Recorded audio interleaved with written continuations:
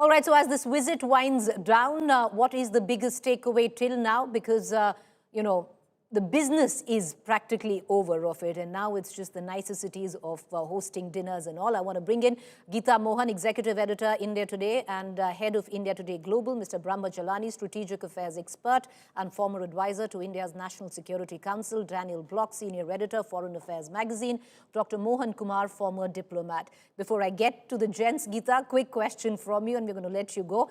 You interviewed President Putin just 24 hours ago, and with what he told you and what actually reflects today in the joint statement, do you see a theme to it? Do you see any commonality? Do you find it maybe a tad bit modest in what could have been expected? How do you view it?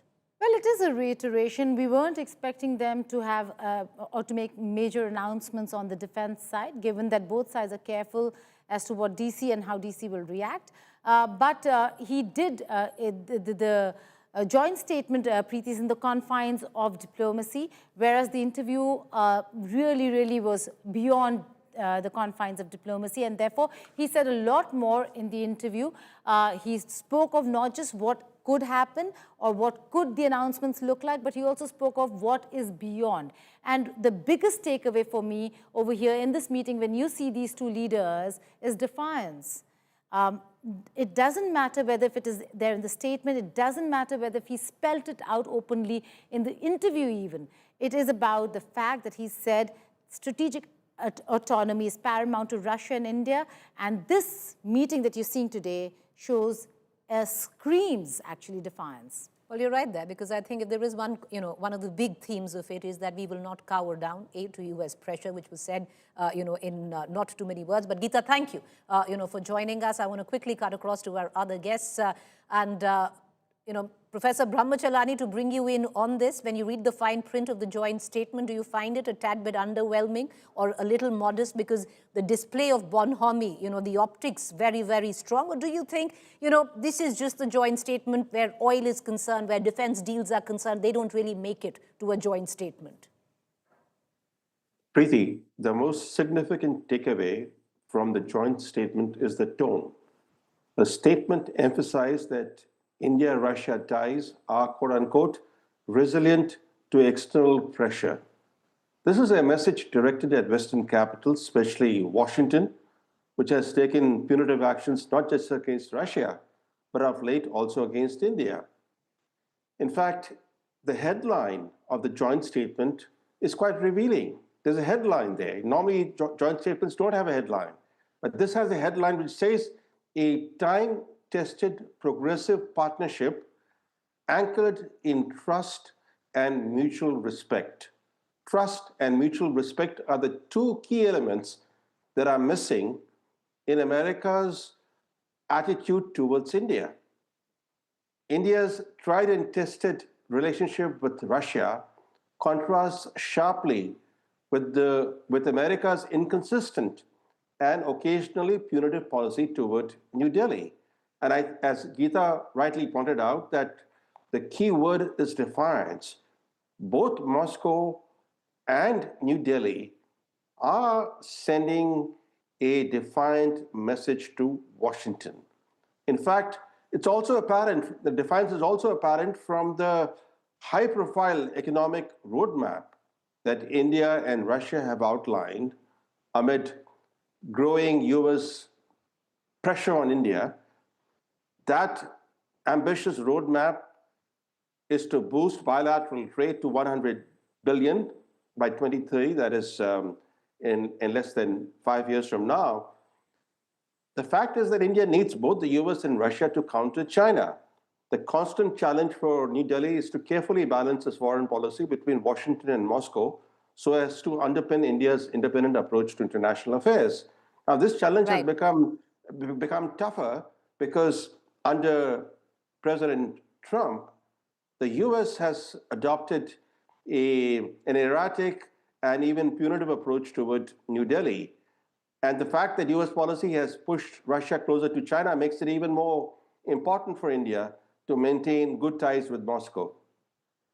Well, you're right there, because we've always looked at Russia to balance where the power in Southeast Asia is concerned, and we would be looking at Russia, where geopolitics is concerned, to be neutral at this point of time. But I want to bring in Daniel Block, taking off Daniel Block with what Professor Brahma Chellaney also said, and my colleague Geeta. How would America view this? Because this will also somewhere down the line underline what has been, widely talked about, that there is a new world order. You have Russia and you have India now coming together with one common theme, saying we are not cowering under the pressure that you're putting on us, number one. Number two, India also has to walk that tightrope, because we have a delegation coming in from the US where we'll be talking trade, hoping that the tariffs be brought down from 50% to as low as a 15%. I think there's a few things happening in the United States right now when it comes to this. First, I should emphasize that this has made news in the United States, but it's not kind of above the fold top of the headline news. So I'm honestly not sure how much attention some corners in Washington, including perhaps Trump himself, are paying to this visit. And part of that is the fact that Trump has a limited attention span and is erratic and seems to be very consumed with pieces of domestic news. I think that among people in the United States who pay close attention to India or deal with India policy, a lot of us are trying to figure out, would this meeting have been different were it not for the approach that Trump has taken? Would it be less friendly? Would the statement have been less effusive in its praise? Or would it have had a similar tone and tenor? Would there have been similar types of commitments?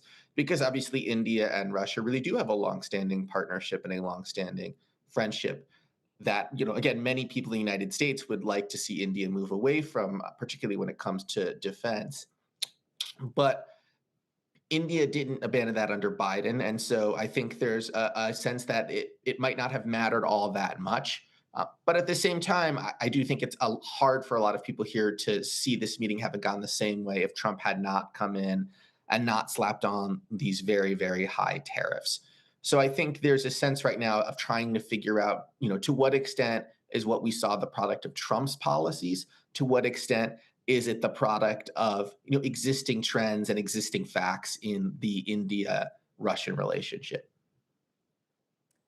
Well, fair point, because 4 years ago when we did have President Putin come in, he came in under very, very different geopolitical circumstances on what the world looks like right now. Dr. Mohan Kumar, former diplomat, I want to bring you in. What's your assessment now? The 30-hour whirlwind tour winding down, how do you view it? So, thank you very much for having me. I think first, the two leaders have decided, or Russia and India have decided, that this is a special and privileged partnership, and they'd like to keep it that way, despite everybody else saying whatever they are saying. Okay, so that's the first takeaway in my view. The second, I think it's important to recognize that in the talks between US and Russia, they have already started discussing economic and trade and investment ties between US and Russia post-Ukraine settlement.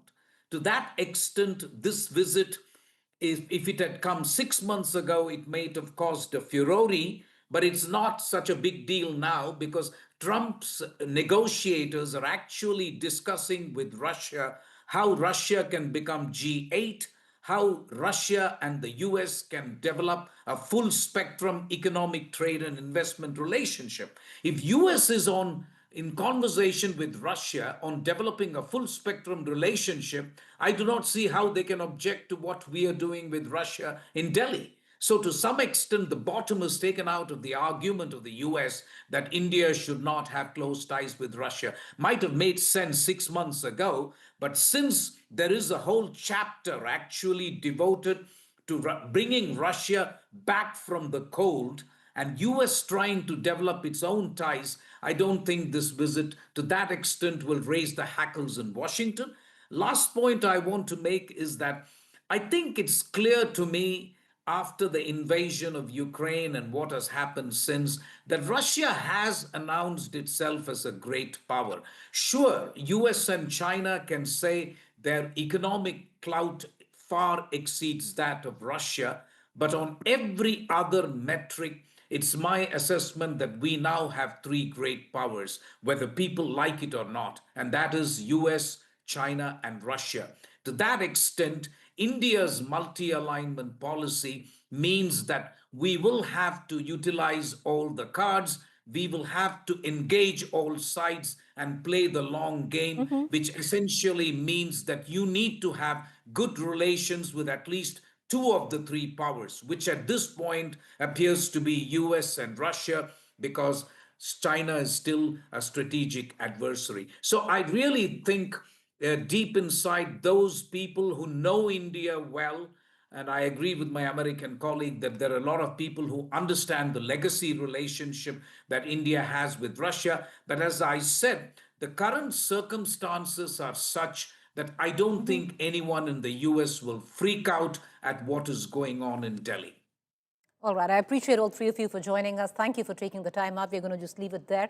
We're also going to get in visuals shortly. You have President Putin, who's going to be hosted by the President of India, President Draupadi Murmu, for dinner a short while.